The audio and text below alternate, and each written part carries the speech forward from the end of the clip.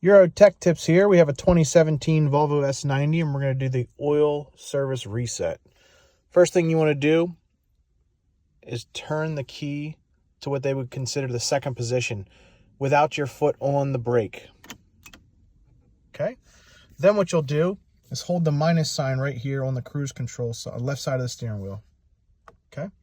Hold that down for 10 seconds. And then what we're going to do is start the car. So put our foot on the brake and start the car.